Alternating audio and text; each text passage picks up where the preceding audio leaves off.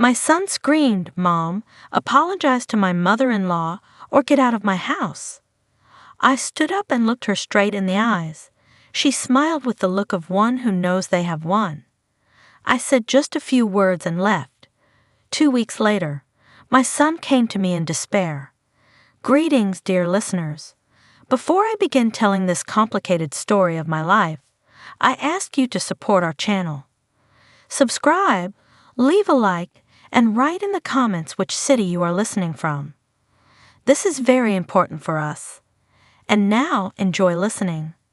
I had just finished straightening the last throw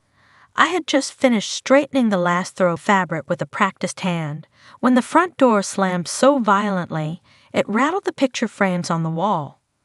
The sound echoed like a cannon shot through the quiet Saturday afternoon, and my chest tightened instantly.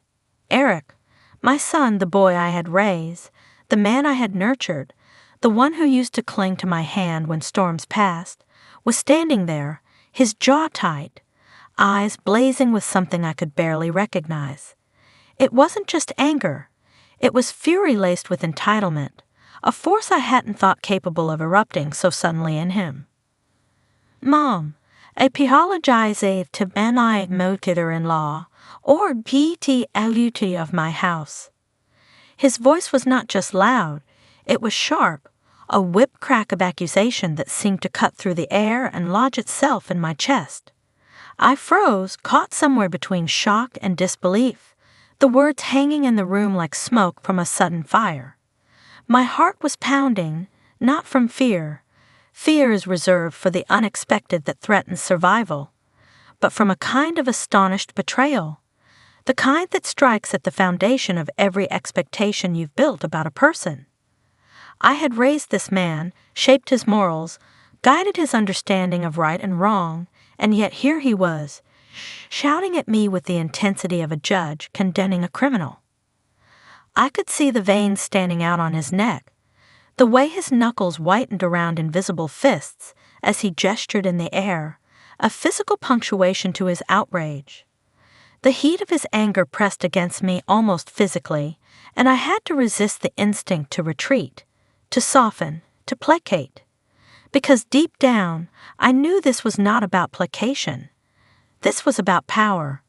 He wanted to bend the world to his view, and Elaine, Rachel's mother, was the instrument he had chosen as proof of his authority. And then I saw her. Elaine stood perfectly still, her posture elegant, unflustered, every movement deliberate. Her expression was a smile, but not the kind that signals warmth or amusement. It was the smile of someone who knows they have conquered before the battle has even begun. The subtle lift of one corner of her mouth, the calm tilt of her head, the deliberate sparkle in her eyes, every detail radiated confidence, superiority, and a quiet triumph. She had arrived not as a guest in our home, but as a tactician, and her victory was written all over her poised composure. For a brief moment, I felt a surge of fury, not at Eric, not at her, but at the audacity of the situation itself. Here was a woman who had spent the evening undermining me with polite barbs, sly comments, and insinuations disguised as concern, and now my own son had stepped into the role of enforcer, as if morality could be dictated by volume and anger rather than principle.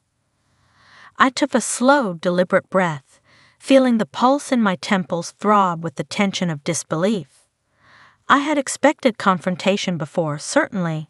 I had lived long enough to understand that family gatherings can ignite old resentments, but never in this form, never so sudden, so raw, and so humiliating. My living room, usually a sanctuary of quiet comfort and order, had transformed into a battlefield, the carpet beneath my feet suddenly insignificant against the weight of accusation and expectation pressing in from every direction. The silence that fell after Eric's shout was heavy, almost suffocating, but it was not my silence that mattered. It was the silence that stretched between Elaine and me, a quiet gauntlet she threw down without a word. I could feel every muscle in my body tense, every fiber of my being alert, not from fear, but from the instinctive need to assert presence, to demonstrate that despite the audacity and the fury before me, I was neither diminished nor intimidated. At 66, I knew the power of calm, the weight of measured words, the authority that comes not from volume, but from clarity. And yet, even as I stood there, my hands loosely at my sides, I felt the familiar sting of sorrow. Sorrow for the boy I had raised who had forgotten lessons of respect. Sorrow for the audacity of a stranger in the guise of family who could wield influence with a simple smile. Sorrow for the sheer improbability of being caught in such a moment of utter imbalance. Time seemed to stretch, even stronger than it is today. This conference posture, Elaine's unwavering smile, and the sudden, disorienting realization that the world I thought I knew, my home, my family, the simple hierarchy of love and respect I had believed unassailable, had shifted in an instant. And in that stretch of disbelief, I understood something crucial. This moment demanded clarity, not reaction, firmness, not compromise, truth, not fear. I had faced storms in my life, storms that bent others to their will, storms that threatened dignity, and this was no different. I lifted my chin slightly, straightened my back, and met Elaine's gaze. Her smile did not falter. My pulse thrummed with anticipation. For the first time that afternoon, I realized that the true measure of this confrontation would not be decided by Eric's rage, nor by Elaine's smug victory, but by the calm, deliberate choices I made in the next few moments. And so I stood, frozen only for a heartbeat, yet fully aware that the storm around me would soon demand more than silence. It would demand action, clarity, and the unwavering assertion of who I was, even as the world seemed to challenge it. I felt a surge of hatred rising like a slow-burning fire, curling through my chest and settling like a weight across my shoulders. But it was not directed at Eric. My son, for all his fury and misguided righteousness, was still only a child trapped in the illusion of justice, a man too young to recognize when he had been manipulated. No, my hatred was for the audacity of the situation, for the audacity of a woman who had entered my life, my home, and my family circle with the precision of a chess player who knows every piece on the board. Elaine had spent the evening dismantling me quietly, invisibly, carving out cracks in my composure and confidence with the finesse of someone who knew the exact leverage to apply. Every compliment she had offered me was coated with subtle criticism. Every inquiry about my health or life contained an undercurrent of doubt. Every casual suggestion wrapped in the gentle but unmistakable assertion that my choices were wrong, inferior, or naive.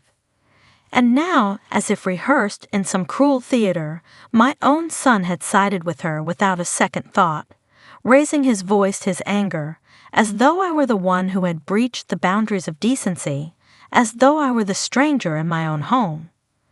The shock of betrayal cut deep, a cold, raw blade that left no room for the comfort and warmth of familiarity. I had raised Eric to value family, to respect elders, to recognize integrity and honor, yet here he stood, shouting in judgment, his face flushed with indignation, his voice breaking through the quiet of our living room like thunder, while I stood unmoving, a silent witness to the dismantling of the moral compass I had instilled in him. Eric's fury manifested physically. He paced back and forth, his movements sharp and abrupt, like a caged animal struggling against invisible bars. Each step reverberated across the polished hardwood floors, punctuating the tension in the room. His hands clenched and unclenched, trembled slightly as the fight within him warred with the confusion in his heart. I could see the conflict etched into the lines of his face. The confusion of a man caught between loyalty to his wife's family and the filial bond to his mother. His eyes flickered toward me repeatedly, searching for some spark of recognition, some flicker of agreement, as if by my reaction I might provide him with justification or absolution. But there was nothing to be gained there. No words could alter the truth of Elaine's manipulation. No gestures could convey the layered, quiet power of observation I had cultivated over 66 years of life, of careful attention to the subtle workings of human nature. And Elaine did not flinch. She remained poised, an island of serenity in a storm of emotion. Her smile, that infuriatingly calm, almost imperceptible curve of the lips, radiated a confidence that was both maddening and terrifying in its clarity. She did not raise her voice. She did not move. She simply stood, perfectly still, her hands lightly clasped in front of her, her posture impeccable, her gaze fixed not on Eric, not on me, but seemingly on the outcome of the game she had so carefully orchestrated. There was no arrogance in her, at least not the kind that announces itself loudly and demands attention. This was the quieter, more dangerous arrogance, the kind that asserts itself in silence, that convinces those around it that every action taken by the others is flawed, misdirected, or inadequate. She knew the power she held in that room, knew the leverage of perception, the authority of subtle dominance. She did not have to speak, because the air itself carried her triumph. For a moment I almost hated her too. Not Elaine personally, not the woman behind the polite facade, but the force she represented, cunning, relentless, capable of bending the perceptions of others with ease. Her confidence was a weapon, wielded invisibly yet destructively. It made me question my own position, forced me to measure my own reactions against her seemingly effortless command of the room. And yet, beneath that hatred, there was a spark of recognition, a grudging respect for the precision of her mind, for the skill with which she navigated the social dynamics of our family. It was a rare and bitter acknowledgement. Sometimes, to truly hate, one must first understand, and I understood Elaine perfectly.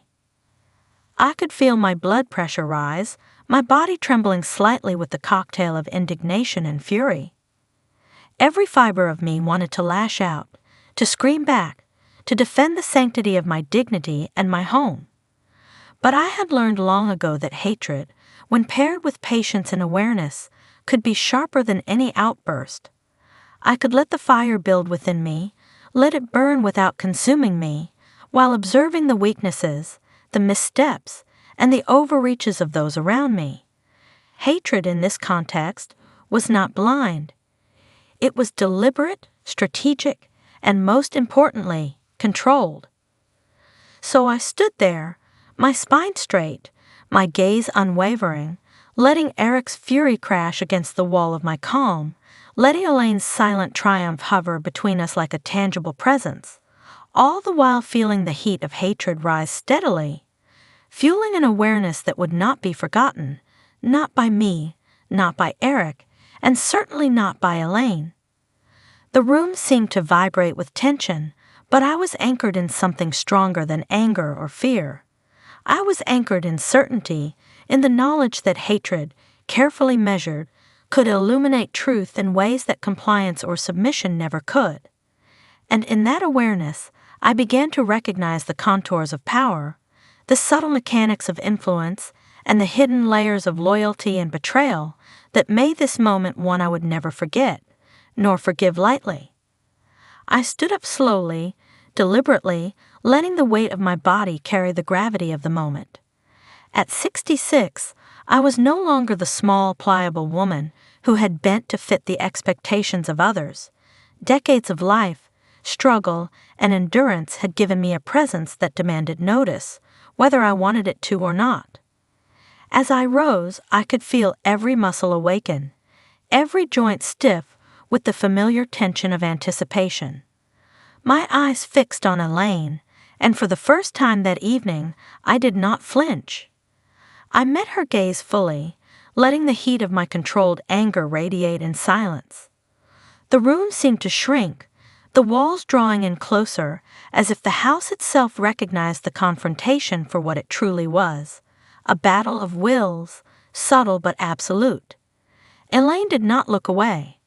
Her smile remained, faint, calculated, but there was a flicker there now, something almost imperceptible, a shadow of recognition that I was no longer a passive player. The calmness that had been her weapon throughout the evening now encountered a force she had not anticipated. Deliberate, unyielding moral clarity. It was not loud. It was not brash.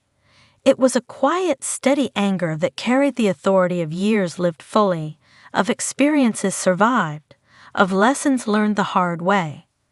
My heart beat steadily, not from fear or even indignation, but from the surge of a righteous, inevitable force asserting itself.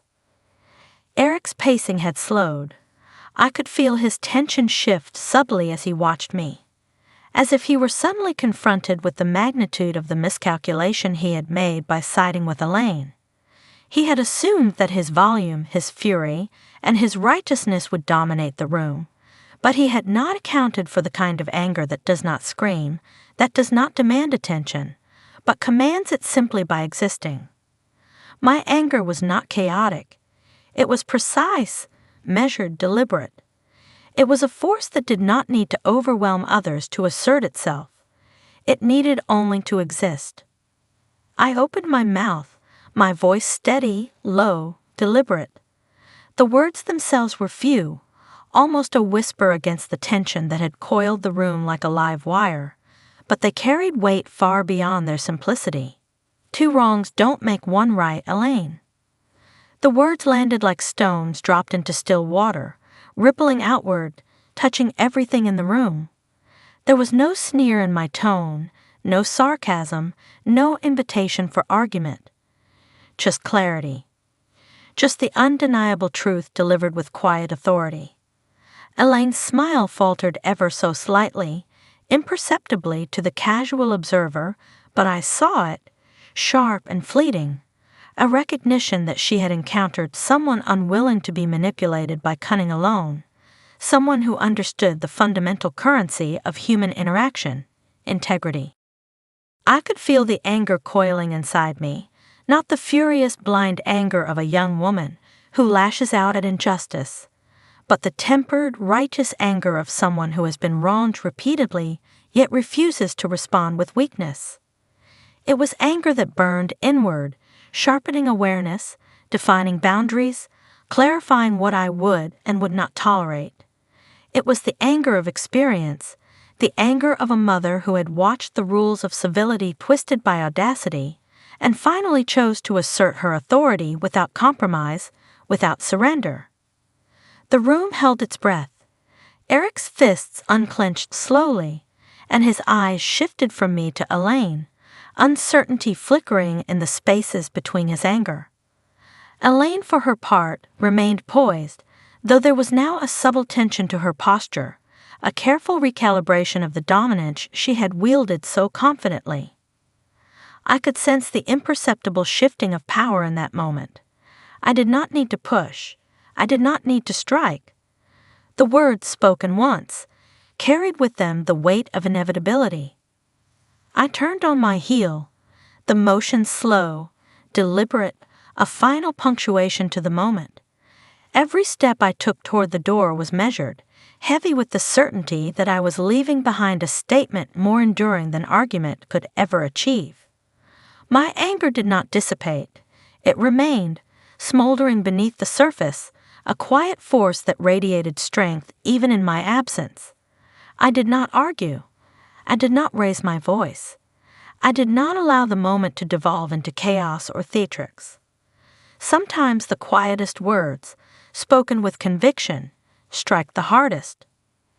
As the door closed behind me, I could feel the residual tension of the room lingering, as if the air itself remembered the weight of my presence. My anger had been asserted without destruction, my boundaries drawn without violence. It was a demonstration not of hostility but of authority, not of weakness but of moral clarity. And in that clarity, I felt something that had been absent for far too long. A sense of control, a reclamation of dignity that no volume, no manipulation, and no audacity could ever take from me. I walked away, calm, measured, every nerve alive with the satisfaction of having stood my ground, having transformed anger from a reactive force into a deliberate instrument of assertion. And though the room remained behind me, charged and unsettled, I knew that my quiet declaration had left its mark, unseen yet undeniable. For 2 weeks, I let the silence stretch between us like a taut wire, vibrating with unspoken tension. I avoided their calls, ignored texts, and refrained from answering the polite, yet insistent, inquiries of family and friends. Each buzzing phone on the counter, each small ping from the Messenger app, became a reminder that the world expected me to capitulate, to explain myself, to soothe the wounded egos that had been bruised by my refusal to submit. But I did not.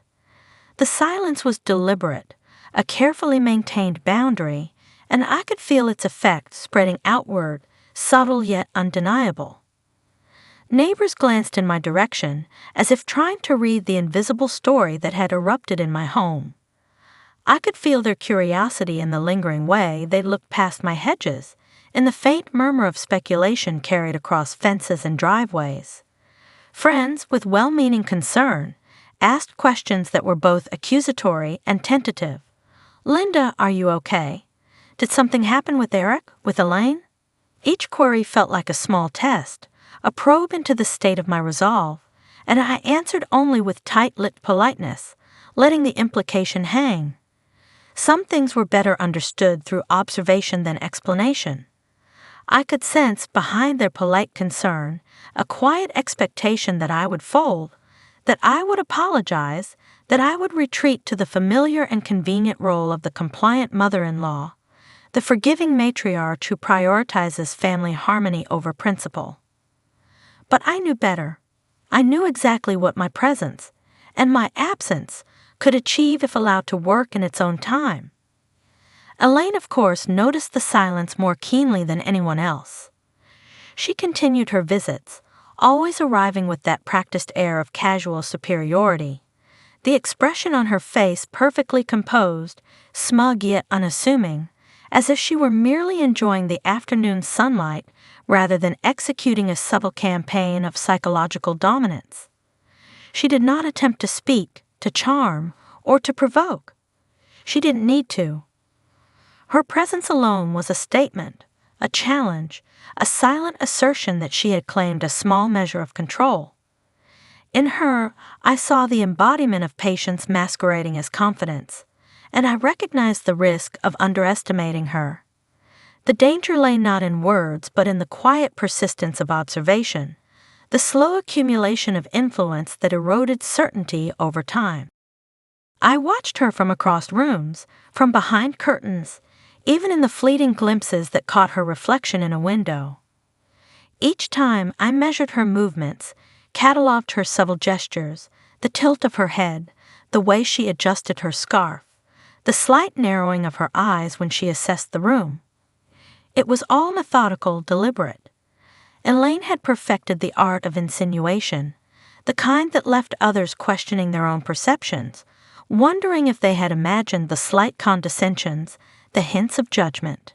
And yet, I remained unmoved, my anger and indignation tempered into something sharper, clarity. Every visit she made, every poised smile, every casual nod, only confirmed what I already knew.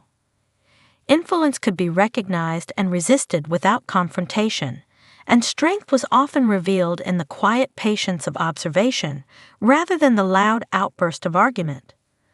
I found a strange satisfaction in this period of quiet aftermath.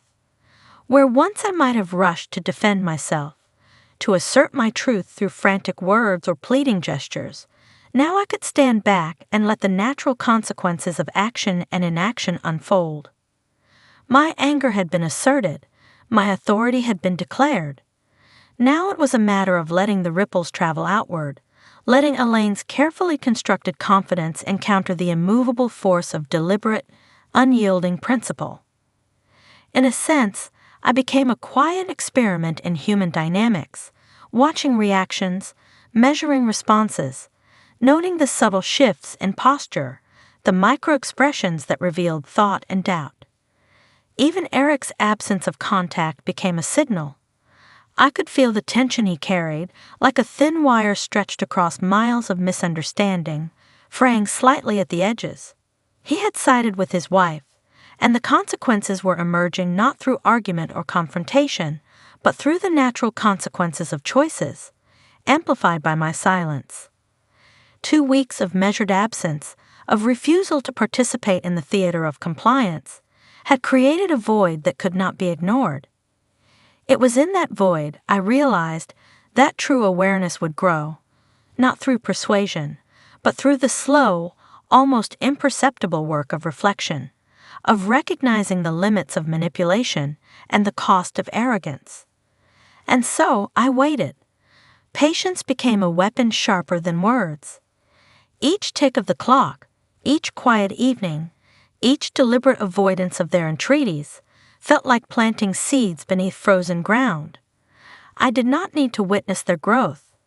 I only needed to trust that they would, in time, emerge as something undeniable. The aftermath was not merely a pause.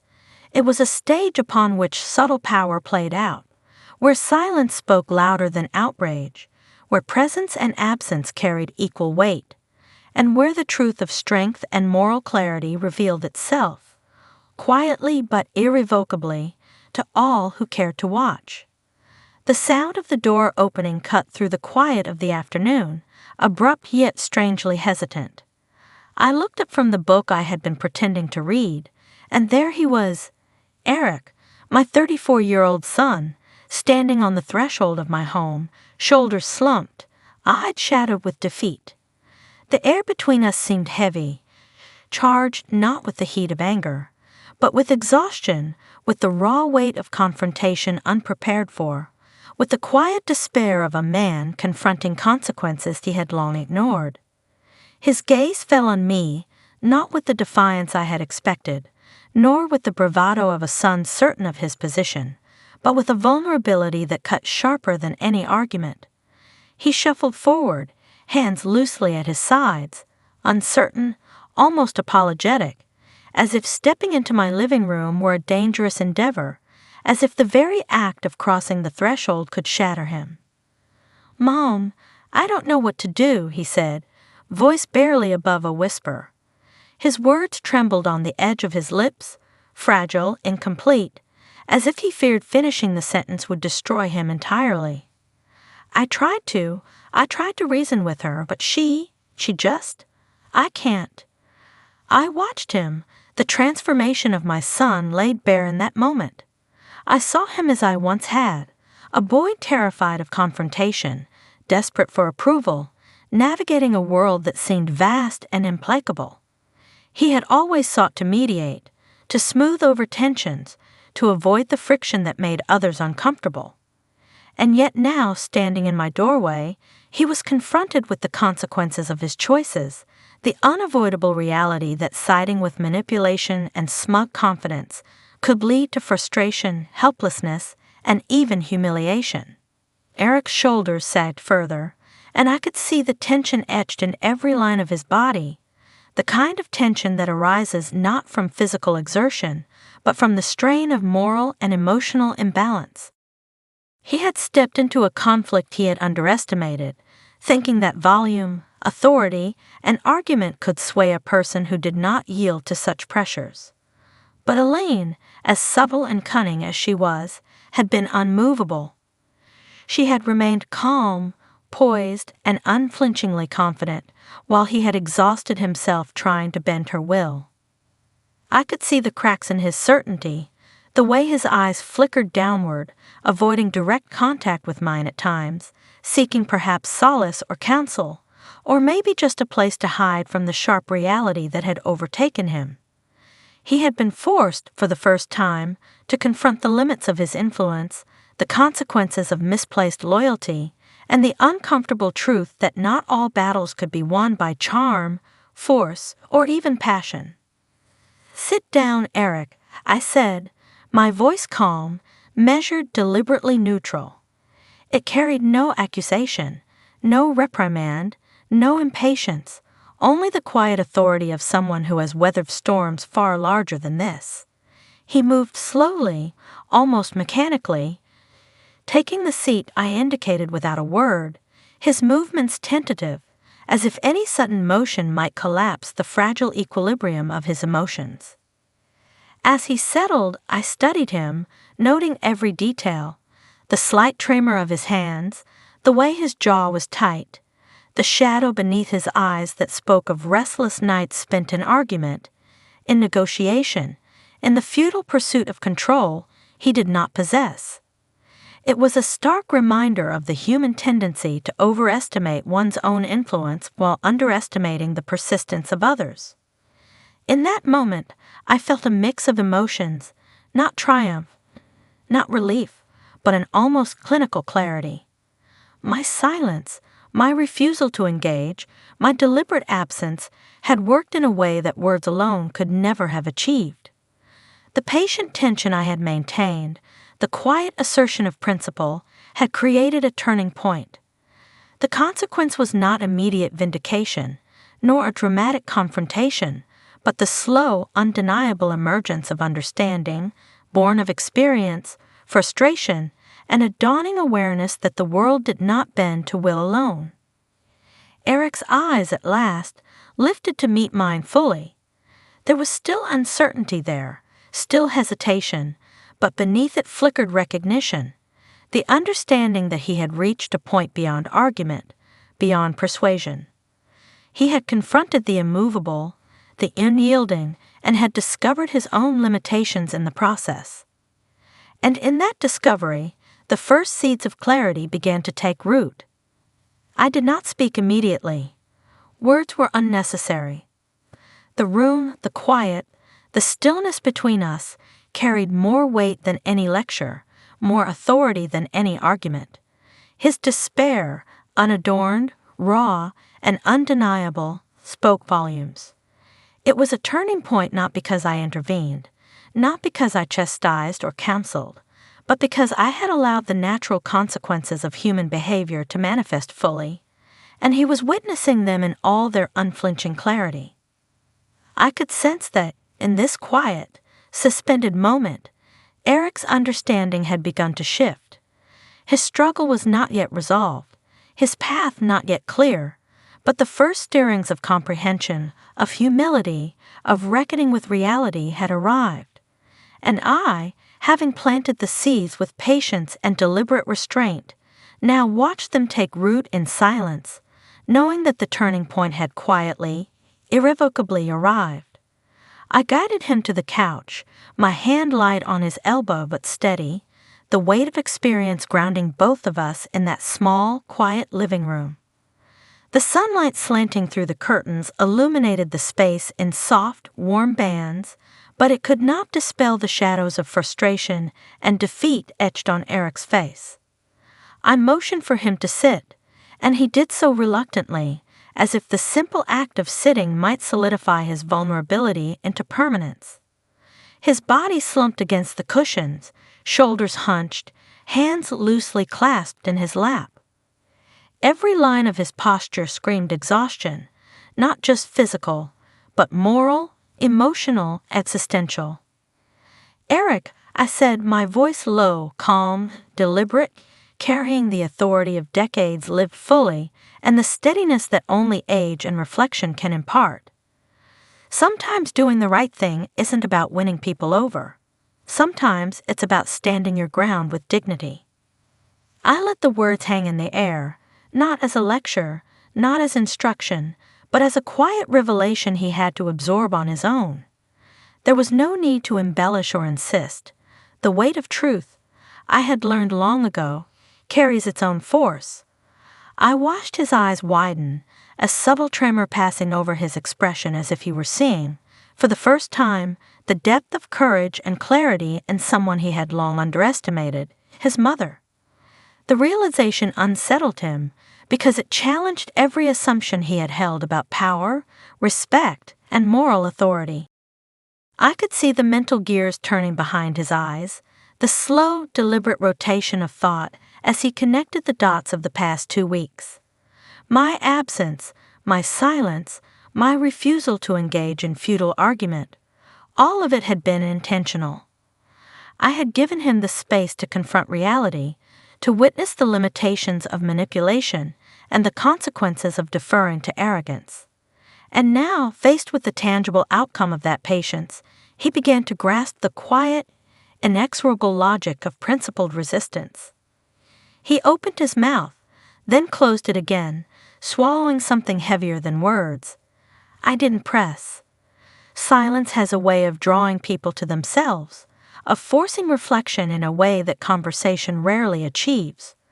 I could feel the shift beneath the surface, subtle but undeniable, a moment of cognitive and emotional recalibration. Eric was beginning to understand that influence and respect are not earned through volume, through anger, or through alignment with cunning, self-serving individuals. They are earned through consistency, through integrity, and through the courage to act without immediate validation. I leaned back slightly in my own chair, crossing my hands in my lap, not in judgment, but in measured observation.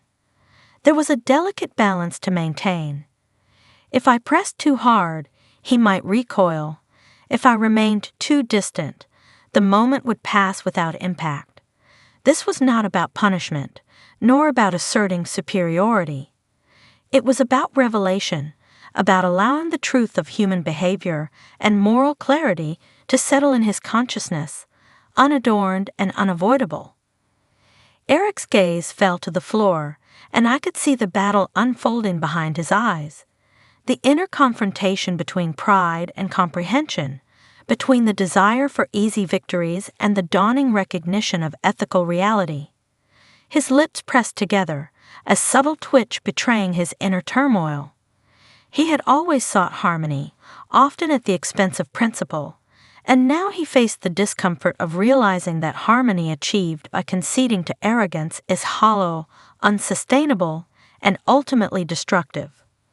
"Mom," he finally whispered, voice husky with the weight of emotion. "Hi, I never realized." His words trailed off, caught somewhere between awe and guilt, as if he were reconciling years of misplaced assumptions about strength and courage with the stark evidence standing before him. I allowed a small, gentle smile to touch my lips, not triumphantly, but compassionately. Courage and clarity are not always loud or flamboyant. They often appear in quiet moments of decision, in the refusal to compromise integrity, in the patience to let the natural consequences of action, or inaction, reveal themselves fully. I had learned that lesson long ago. He was learning it now, not because I had shouted, argued, or forced compliance, but because I had stood firm, with dignity, and allowed the weight of truth to speak for itself. There was a long pause, thick with unspoken realizations. Eric's hands tightened in his lap, and I could see the subtle relief mingling with the anxiety on his face. The relief of understanding, finally, that moral clarity does not require dominance, that influence is not coercion, that dignity is often its own reward. He was no longer just my son in the way he had been for 34 years. He was a man encountering the limits of his understanding, the depth of his choices, and the quiet power of principled resistance. I reached out briefly, touching his shoulder lightly, a gesture of reassurance rather than comfort. "It's okay," I said softly. Understanding takes time. Recognition is sometimes painful, but it's always worth it. In that moment, I felt the stillness settle, thick and complete. This was the revelation, not dramatic, not violent, but profound. He saw me now as I had always been, steadfast, principled, unshakable. And perhaps, in seeing that, he would begin to understand the broader truths about life, about people, and about the quiet, often invisible strength that shapes outcomes far more reliably than rage, manipulation, or fleeting influence. 2 weeks of silence had taught him more than any lecture could. The weight of those days, the unspoken truths, the quiet tension that filled the spaces between his calls, his unanswered texts, his tentative inquiries, had forced Eric to confront the reality he had been avoiding. There is a clarity that comes only when the noise of argument and the rush of reaction are removed, leaving the raw truth exposed and undeniable.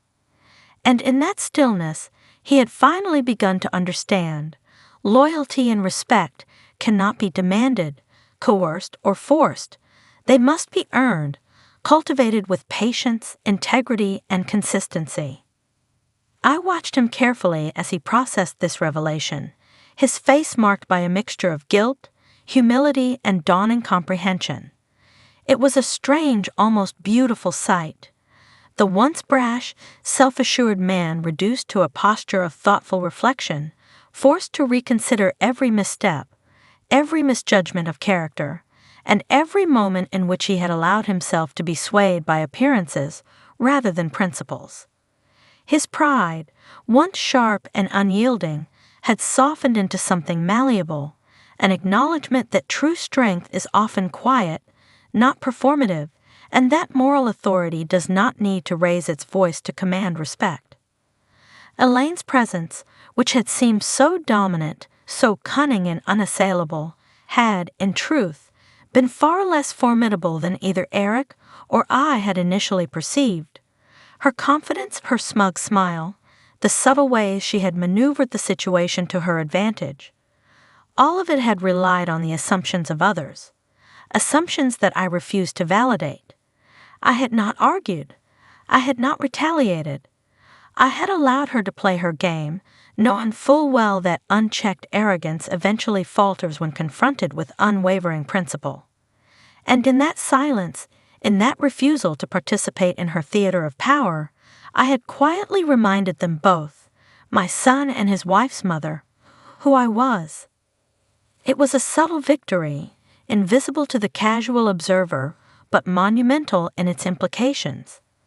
There is a certain satisfaction that arises not from overt triumph, from winning a debate or asserting dominance in a room, but from knowing that the principles you uphold have been tested and proven resilient. The truth has its own way of asserting itself, often silently, with a quiet, unstoppable force that demands acknowledgement without begging for attention.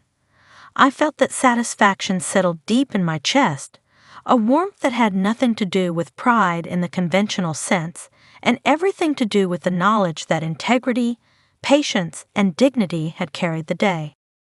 Eric stood, finally breaking the reverie. His movements were tentative, deliberate, as though he were navigating a new understanding of himself, of the situation, and of the world around him. There was no resentment now, no lingering defensiveness, only the subdued awareness that comes from having been humbled in the most instructive way possible. He was thoughtful, cautious, and most importantly, willing to listen. It was a shift I had longed to see, one that could not have been manufactured by force or confrontation, but only earned through the quiet, consistent assertion of truth.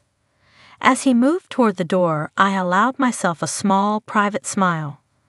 The kind that acknowledges victory without flaunting it, that savors the quiet correctness of actions taken with conviction rather than spectacle.